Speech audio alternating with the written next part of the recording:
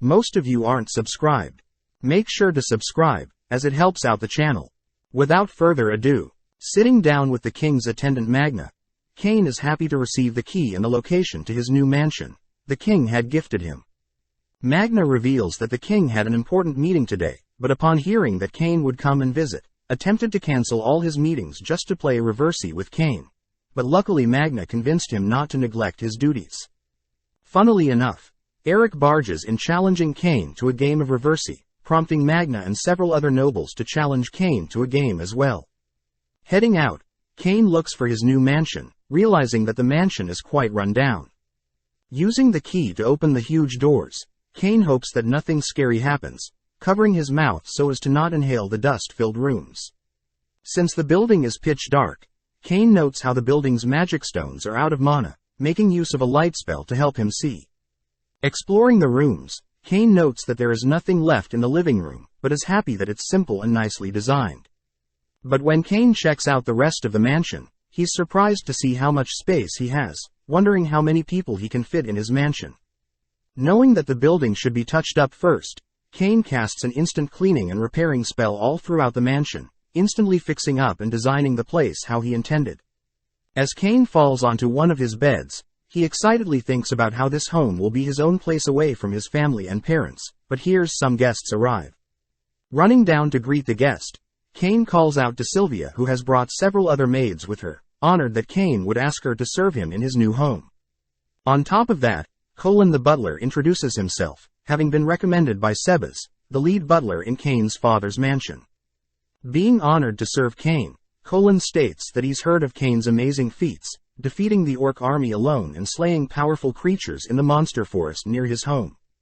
With enough chit-chat, Sylvia takes charge, assigning her maids to begin cleaning the place, but when the maids go to inspect the house, they state that there is not a single spot that needs cleaning. Apologizing, Kane states that he had already sorted out all the cleaning with his magic, surprising Colin. But Sylvia is used to Kane's amazing feats, moving on to preparations to receive Kane's belongings. Colin chats with Kane, suggesting that Kane leave preparations here to them, and instead Kane heads back to his father's home, realizing that his older brothers will be returning home. Sitting at a table, Kane's older brothers commends Kane for achieving the title of Baron in a piece of land before them, prompting Rain to compliment her adorable Kane.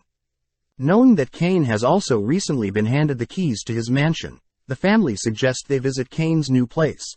But both Kane's brother and Rain suggest that there may be ghosts haunting Kane's new place. As Kane's family arrives at Kane's mansion, they're stunned to see the place already cleaned up, impressed that Kane was able to turn an abandoned home into a brand new one. Scoping out the rooms, Kane's father notes that their mansion needs more decorations, as it's common for nobles to show off their achievements by displaying paintings, vases, armor and even monsters slayed. Coming up with an idea, Kane runs out to the main entrance to display the corpse of a monster he slayed, but when the maids, butler and his father find out that the monster corpse belongs to a red dragon, they are all shocked. Kane's father states that the dragon is a calamity-level monster, that even high-ranking parties would have trouble with, shocking Kane, having unintentionally performed another impossible feat. Since the dragon is so rare, the corpse normally goes on auction for 10,000 platinum coins or 10 billion yen. Meeting up with the rest of the family, Kane shows off his new invention, a toilet that blasts water to clean the people up, impressing Kane's mother and father. Before his family leaves, Kane learns that it's common courtesy for people with new homes to hold a housewarming guest. That night, Kane lays back on a chair, annoyed that he has to organize and invite people to his own party, but is happy to hear that Colin had already prepared for this, giving Kane a list of people that he reckons Kane should invite. Looking through the list, Kane wonders why he must invite Marquee Corgino, even though he doesn't like him, but Colin explains that it's basic etiquette amongst nobles to do so. Additionally, Kane learns that he's not allowed to invite the king himself, as only those of high rank can do so. Just then Kane also realizes he must prepare foods, drinks and gifts for everyone, but Sylvia states that Kane doesn't have to comply with normal parties and instead can add his own little twist to things. Getting to work, Kane crafts unique drink glasses for all his guests. Next, Kane visits his chef, asking the chef to create special hamburger patties, asking Sylvia to taste the meal. When Sylvia combines the patties with Kane's new sparkling wine, she can't help but stuff herself with Kane's newly designed food. Before Sylvia gets too drunk off the sparkling wine, Kane is notified by Colin that the king has summoned him. Immediately heading to the royal palace, Kane sits before the king, Eric and Magna, all silently noting the king's anger. Breaking the silence, the king demands to know why he hasn't received an invitation to Kane's party, but Eric interrupts, flaunting his invitation from Kane, and reminding the king that by law Kane can't invite a noble like him. When the king reminds Kane that he'll be Kane's future father-in-law, Kane diffuses the situation by handing an invitation letter to his party, exciting the king, who states that he'll be bringing Tellus as well, prompting Eric to say that he'll be bringing Silk as well. Returning to his mansion, Kane notifies his maids that the king will be attending, shocking the girls, as they learn that Kane is engaged to the king's daughter. Regardless, Sylvia reminds everyone that they are to uphold their duties, no matter the guest. With the big night finally beginning, Kane and his father greet all the guests, spotting Eric and Silk and offering to show them around. Upon entering Kane's home, Silk and Eric note the huge red dragon, but before Kane can continue, Colin tells Kane to officially greet all his guests.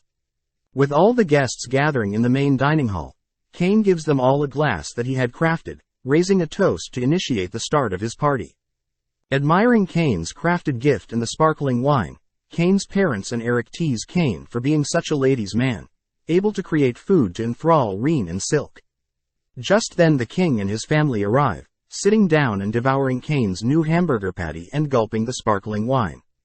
On top of that, the king and queen try out Kane's new toilet, demanding that Kane install an exact replica in their palace. Amazed with Kane's attention to detail, the king in front of everyone praises Kane, prompting applause from all of the guests. As the night continues, Corgino arrives, grinning from ear to ear as he mocks Kane's pathetic-looking home. When Colin attempts to warn Corgino about the huge dragon in the entrance, Kane stops Colin, allowing Corgino to scream, having not expected a huge monster in Kane's entrance.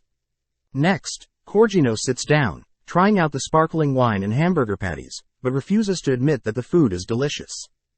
Before Kane can insult Corgino, Colin reminds Kane that Corgino's title of marquee is higher than Kane's baron title. Thinking of a plan, Kane starts to chat with Corgino, brushing off all of Corgino's insults, all whilst casting search spells, waiting for a specific person to arrive. When the specific person is within speaking distance, Kane makes Corgino insult him once more, only to step aside and reveal that the king had been listening to Corgino's insults. Instantly Corgino drops to his knees, wondering why the king would be here, but the king orders Corgino to act more appropriately, threatening to strip Corgino of his marquee title. As Corgino flees the scene, Silk approaches Kane, impressed that he had purposely used the king to scare Corgino, but sadly the king had heard what Silk had said, reminding Kane that he is not only the king of the kingdom, but also his future father-in-law. Check out one of our other videos on the screen or in the info card above. Subscribe, like and comment.